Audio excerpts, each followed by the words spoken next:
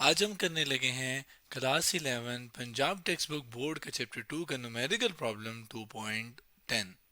Problem की statement क्या है यहाँ पर मैं लेकर आ गया हूँ, काफ़ी बड़ी है लेकिन है उतनी ही आसान है। A trolley of mass 1.0 kg moving with velocity 1.0 meter per second collide with a similar trolley at rest. Number 1. After collision, the first trolley comes to rest whereas the second start moving with velocity of 1.0 meter per second in the same direction. Show that it is an example of an elastic collision. Second part, after the collision, they stick together and move away with a velocity of 0.5 meter per second. Show that it is an example of inelastic collision. सवाल क्या है, इस बात को मैं इस तस्वीर के ज़रिए आपको समझाता हूँ। सवाल ये है कि एक ट्रॉली है, जैसे ये ट्रॉली होती है, इसका जो मैस है वो 1 kg है, जो कि हरकत कर रही है, यानी एक रफ्तार है ख़ास डायरेक्शन में, कितनी है उसकी, वो है 1 मीटर पर सेकेंड। फ़र्ज़ करें ये है और ये जा रही है कितने से, 1 मीटर पर सेकेंड, जिसको मैं यहाँ पे लिख के ले आता हूँ। और इसका मैस कितना है, 1 kg। वो कह रहा है कि वो कोलाइड कर गई, यानी टक्कर लग गई उसकी किसके साथ, एक और उसी जैसे यानी सिमिलर ट्रॉली, यानी उतनी ही मैस की ट्रॉली, लेकिन अब वो क्या, वो पहले से क्या थी, रुकी हुई थी। यानी फर्ज करें कि ये वाली ट्रॉली हरकत करते करते ये इसके पास आके इससे टकरती है, जो कि ये वाली क्या है, ये रुकी हुई है। जब वो टकरती है तो होता क्या है, अब ये तो शुरू की बात है ना, लेकिन उसके बाद क्या होता है, वो दो मुख्तलिफ केसेस बताएं कि आफ्टर कोलिजन, पहले केस में, यानी पहले केस में क्या होता है कि जब फर्स्ट ट्रॉली, यानी जो पहली ट्रॉली है, वो लगने के बाद खुद रुक जाती है, खुद रेस्ट पे आ जाती है, जबकि जो दूसरी वाली थी वो उतनी ही रफ्तार के साथ, उतनी ही वेलोसिटी के साथ वो आगे जाना शुरू होगी। मतलब ये आगे टकरी, ये वाली उतनी ही स्पीड के साथ या रफ्तार के साथ इस डायरेक्शन में गई जितनी के साथ ये पहले वाली आ रही थी, और ये जो पहली वाली थी ये रुक गई। ठीक है, इन द सेम डायरेक्शन। सवाल ये है कि आप ये जो पहली वाला केस मैंने बताया, ये इलास्टिक कोलिजन है, ये आपने हमने प्रूफ करना है। दूसरा, ये दूसरा केस क्या कहता है, दूसरा केस ये कहता है कि ये वाली जो ट्रॉली है, ये यहाँ पर आते आते जब इससे लगी तो ये इसके साथ चिपक गई, यानी इन दोनों का आपस में चिपक गई। चिपकने के बाद फिर ये दोनों मिलकर, यानी एक साथ दोनों एक राइट साइड पे डायरेक्शन पे जा रही थी, जिसकी जो वेलोसिटी है वो कितनी है, 0.5 मीटर पर सेकेंड। सवाल ये है कि आप ये प्रूफ करें कि ये जो टकराव हुआ है, कोलिजन हुआ है, ये कौन सा, इनएलास्टिक। अब ये पूरा सवाल था, निकालना क्या है हमने, इलास्टिक और इन इलास्टिक दो चीज़ें प्रूफ करनी है। इलास्टिक क्या होता है, इन इलास्टिक क्या होता है, और इसके अलावा हम करेंगे कैसे, इसके लिए पहले मैं ज़रा ये पहला वाला पार्ट रखूँगा और इसको सॉल्व करेंगे, यानी पहला वाला केस, फिर उसके बाद दूसरे पे जाएंगे। नई स्लाइड पे आ गया हूँ, पहला वाला पार्ट यहाँ पे मैंने लिख दिया है। इस चीज़ को पहले ज़रा मैं इन्हीं ट्रॉलीज़ को यहाँ पे छोटा करके कहता हूँ कि फ़र्ज़ करें ये पहली वाली ट्रॉली है ए, इसको दूसरी वाली को बी कह देते हैं। हमें दोनों के बारे में पहले मतलब पता क्या है, वो क्या है, पता ये है कि वेलोसिटी ऑफ ए, यानी पहले वाली की जो वेलोसिटी है बिफोर कोलिजन, वो कितनी है, वो हमें इसने दी है, बल्कि वो शुरू में दी थी इन्होंने, और वो कितनी थी, 1 मीटर पर सेकेंड, जो कि यहाँ पे लिख लेते हैं 1 मीटर पर सेकेंड। वो वेलोसिटी मतलब एक ख़ास डायरेक्शन में रफ्तार जो होती है, स्पीड जो होती है, स्पीड किसे कहते हैं, स्पीड हम कहते हैं कि कितना फासला, जिसको मैं डी से अगर रिप्रेजेंट करूँ, कितने टाइम में तय हुआ, इसको हम कहते हैं स्पीड। तो 1 मीटर का फासला 1 सेकंड में ये ट्रॉली तय कर रही है, इस वजह से इसकी स्पीड 1 मीटर पर सेकेंड है। डायरेक्शन भी देखूँ कि वो किस डायरेक्शन में, इस डायरेक्शन में, तो उसको हम वेलोसिटी कहते हैं, जो कि 1 मीटर पर सेकेंड इस तरफ है। इसीलिए तो ये 1 मीटर के लिए, डिस्टेंस के लिए मीटर, और सेकंड के लिए ऐसा आ गया नीचे करके। ठीक है, तो यहाँ से मैं इसको फ़िलहाल मिटा देता हूँ, हमारे काम की बेसिक चीज़ है, नहीं है फ़िलहाल। दोनों का मैथ भी उसने दिया हुआ है, सिमिलर है, दोनों सेम सेम है, तो यानी उसका क्या था हमारे पास, वो है 1 kg। तो यहाँ पे मैं 1 kg उसको दोनों का एक साथ, यानी मैथ ऑफ ए और मैथ ऑफ बी। ये वेलोसिटी ऑफ ए को मैं रिप्रेजेंट कर लेता हूँ वी ए के साथ, जबकि मैथ ऑफ ए, जिसको मैं एम ए कह देता हूँ, और वो बराबर है मैथ ऑफ बी बी के, और वो बराबर है किसके, 1 kg के।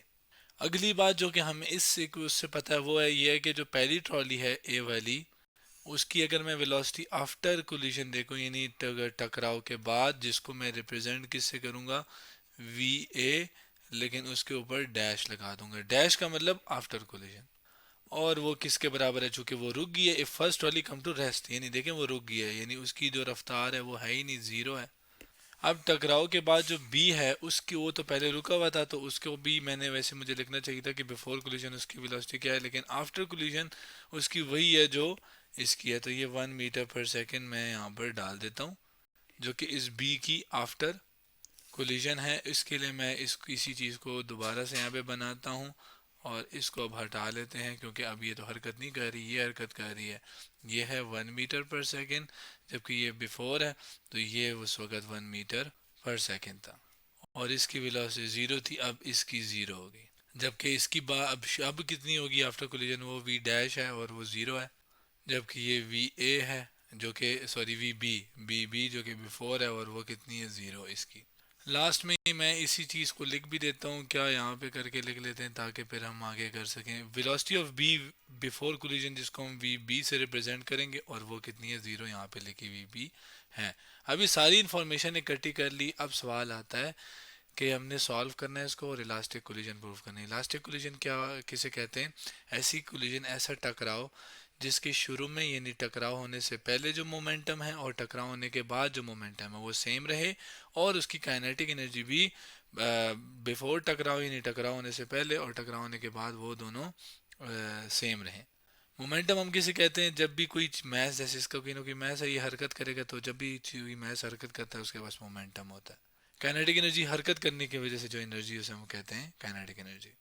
सॉल्यूशन पे अगर मैं आऊँ तो मोमेंटम बिफोर कोलिजन की बात की जाए, उसके लिए तस्वीर जो शुरू में टोटल मोमेंटम को पी से रिप्रेजेंट करते हैं, टोटल मोमेंटम ज़ाहिर है पूरे सिस्टम का वो होगा कि पी ए का, यानी पहली वाली ट्रॉली का, और दूसरे वाली ट्रॉली का क्या मोमेंटम है, तो वो दोनों मैं पी ए और पी बी लिख देता हूँ। पी ए मोमेंटम को हम लिखते हैं कि कितना मैस और उसके साथ वेलोसिटी को मल्टीप्लाई करते हैं। इसका मैस एम ए, इसकी वेलोसिटी वी ए। जबकि इसी तरह एम बी और इसका वेलोसिटी वी बी। ये मैं ज़ाहिर है बी वाली ट्रॉली की बात कर रहा हूँ। आगे चलते हैं। मैस ऑफ ए क्या था, 1। वेलोसिटी ऑफ ए पहली वाली कितनी थी, वेलोसिटी 1, और प्लस मैस ऑफ बी क्या था, वो भी 1। वी बी यानी ये पहले में क्या था, रुकी हुई थी, तो ये 0। तो ये 1 × 1 किसके बराबर आ गया, 1, और 0 ये कैंसिल हो गया, तो आंसर सिर्फ आ गया 1। और ये मोमेंटम आ गया टोटल, जो कि बिफोर कोलिजन है 1, क्या, 1 kg मीटर पर सेकेंड। ये असल में उसका यूनिट है। अब इसी मीटर पर सेकेंड को हम सेकेंड के ऊपर इस तरह मैं, चले यहाँ पे दिखाता हूँ, सेकेंड नीचे है ना, ऊपर जाएगा तो ये क्या हो जाएगा, मीटर s-1। ये +1 है, ऊपर जाएगा -1, तो वो इस वजह से यहाँ पे ms-1। और kg मैस के लिए आया, तो मैस का kg, v का, इस वेलोसिटी का मीटर पर सेकेंड, मिला के मोमेंटम का यूनिट। ठीक है, अब ये बिफोर कोलिजन ये आया। मोमेंटम आफ्टर कोलिजन चेक करते हैं। उसके लिए मैं पी टी डैश लिख दूंगा और P A dash plus P B dash, ऊपर से तस्वीर भी ले आते हैं। अब यहाँ पे पी ए क्या है, पी ए क्या होगा, एम ए, और ज़्यादा वी ए, लेकिन वी अब चेंज हुई है तो वो वी डैश कह देते हैं। मैथ्स तो नहीं तब्दील होता, वो तो उतना का उतना ही रहता है। इसी तरह एम बी, वी बी और वो भी डैश। एम ए क्या है, 1। वी ए क्या है, वो है 0, तो ये 0 हो जाएगा। प्लस एम बी क्या है, वो है 1, जबकि वी बी क्या है, dash, V B dash, V A dash 0 है, जबकि वी बी डैश कितना है, वो है हमारे पास 1 मीटर पर सेकेंड, तो ये आ गया 1। तो ये अगेन 0 प्लस 1, 1 1 1, तो आंसर आया 1 kg मीटर पर सेकेंड मोमेंटम, जो कि बाद वाला मोमेंटम है। अब अगर आप ये वाला देखें और ये वाला देखें बराबर हैं, तो इसका मतलब पहली जो कंडीशन है वो प्रूव होगी। काइनेटिक एनर्जी के लिए वही तस्वीर है, मैं बिफोर वाली भी कर लूँगा, जबकि काइनेटिक एनर्जी आफ्टर कोलिजन भी कर लूँगा। अब काइनेटिक एनर्जी को हम रिप्रेजेंट करते हैं के डॉट ई के साथ, और इसके अलावा वो ज़ाहिर काइनेटिक एनर्जी ए वाली की आ जाएगी ए, और प्लस बी वाली की आ जाएगी बी। जबकि काइनेटिक एनर्जी का जनरल तरीका क्या होता है, वो होता है 1/2 mv² होता है। तो यहाँ पे हमारे पास 1/2 ma हो जाएगा ए के केस के लिए, और वी ए हो जाएगा, सॉरी वी ए ही लिखूँगा, वो ए हो जाएगा स्पीड और वेलोसिटी ऑफ ए। इसी तरह बी बी के लिए मैं एम बी वी बी का स्क्वायर। अब आगे कुछ भी नहीं करना, वैल्यूज पुट करनी है। 1/2 m की वैल्यू है 1, वेलोसिटी ऑफ ए यानी वो शुरू में थी वो 1, जबकि प्लस ये बी वी बी क्या है, 0, तो ये सब, इस सब 0 की वजह से सारा 0 हो जाएगा। तो मैं इसको चलें लिख भी लेता हूँ, एम m की वैल्यू क्या आती 1, तो ये 1 हो गया, और ये 0 का स्क्वायर, तो ये पूरी 0 का स्क्वायर 0, 0 मल्टीप्लाई बाय एनीथिंग 0, तो आंसर आया क्या 1/2, क्योंकि 1 से कुछ फ़र्क नहीं पड़ता। तो शुरू में जो काइनेटिक एनर्जी है बिफोर, जो total kinetic energy before collision है वो कितनी है 1/2 जूल। अगले में आफ्टर भी यही होगा, सिर्फ ज़ाहिर है यहाँ पे डैश आ जाएगा, इसकी भी वेलोसिटी चेंज होगी डैश, और इसकी भी डैश। यहाँ पे एक चीज़ डायरेक्ट करूँगा, क्या वी ए ज़ीरो है तो वी ए की वजह से ये सारी टर्म क्या हो जाएगी ज़ीरो, तो ये सब मैं ज़ीरो डाल देता हूँ। पीछे क्या रह गया, पीछे आ गया 1/2, एम बी की वैल्यू है 1, और वी बी डैश की वैल्यू है वो 1, ठीक है। तो वो 1 और 1 का स्क्वायर, आंसर आ गया 1/2 जूल। तो 1/2 जूल का मतलब कि जो पहले काइनेटिक एनर्जी थी उतनी ही बाद में है, तो काइनेटिक एनर्जी भी सेम। मतलब कि हमारे पास ये जो पहला केस था ये क्या था, ये परफेक्टली इलास्टिक कोलिजन, यानी इलास्टिक कोलिजन था जिसमें दोनों चीज़ें क्या हैं सेम। दूसरे पार्ट की बात की जाए तो जो बिफोर कोलिजन मोमेंटम है वो तो सेम है, क्योंकि उसमें तो मसला नहीं है, वो तो बिल्कुल जैसे पहले था। तो यानी बिफोर कोलिजन जो मोमेंटम है वो तो यहाँ इसी तस्वीर से निकाला हुआ है, उसको मैं यहाँ पे लिखता हूँ। लेकिन आफ्टर कोलिजन दोनों ट्रॉलियाँ मिल गई और वो एक ही स्पीड के साथ जा रही हैं। अब इसका आफ्टर कोलिजन हम निकालेंगे जो कि उससे ज़्यादा आसान है। बस जो बिफोर मोमेंटम कोलिजन मोमेंटम था वो वही 1 kg था, जो कि हमने यहाँ से मैंने कॉपी करके नीचे बस डाल दिए, ठीक है। अब आफ्टर जो कोलिजन है वो दूसरे केस में वो पी डैश हो जाएगा, लेकिन इस केस में अब दोनों ट्रॉलियाँ मिल गई हैं, तो दोनों ट्रॉलियों का मिला के जो मैस है वो कितना है 2, क्योंकि 1 + 1 2 हो जाएगा, 1 इसका दोनों का मिला के टोटल हो जाएगा 2। जबकि वेलोसिटी क्या है 0.5, तो 0.5 का मतलब होता है आधा, यानी 1/2, तो ये 2 और 2 कैंसिल, फिर आंसर आया 1 kg/s, यानी कि जो मोमेंटम है वो आफ्टर कोलिजन वो इस केस में भी क्या है सेम है। लेकिन हमने तो इन इलास्टिक यानी मोमेंटम और काइनेटिक एनर्जी में से कोई ये चीज़ सेम नहीं आनी चाहिए, बल्कि नहीं मोमेंटम सेम आएगा लेकिन काइनेटिक एनर्जी सेम नहीं आएगी। ये मोमेंटम देख लिया हमने। काइनेटिक एनर्जी के लिए अगर हम सॉल्व करें तो देखें बिफोर कोलिजन तो वो 1/2 जूल ही आएगा, जो कि हमें पता है, ठीक है।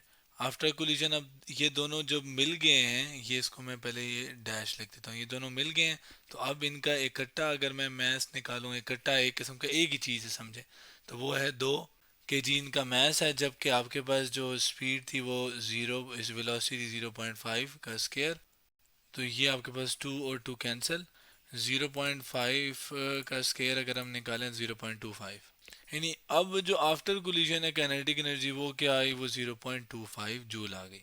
उतनी नहीं है जितनी थी, ये कितनी थी, ये 0.5 थी, आधा 0.5 होता है, अब 0.25 है। तो काइनेटिक एनर्जी अब सेम नहीं है दूसरे वाले पार्ट के अंदर, तो ये क्या हुई, इससे ये साबित हुआ कि hence it is an inelastic collision, ये एक इनइलास्टिक कोलिजन है। अब इसमें जो काइनेटिक एनर्जी है वो फिर कहाँ चली गई, मतलब 0.5 थी तो बाद में कम क्यों है, असल में वही काइनेटिक एनर्जी कन्वर्ट होगी अदर फॉर्म्स ऑफ एनर्जी में, लाइक साउंड, आवाज़ में, या हीट में, गर्माइश में।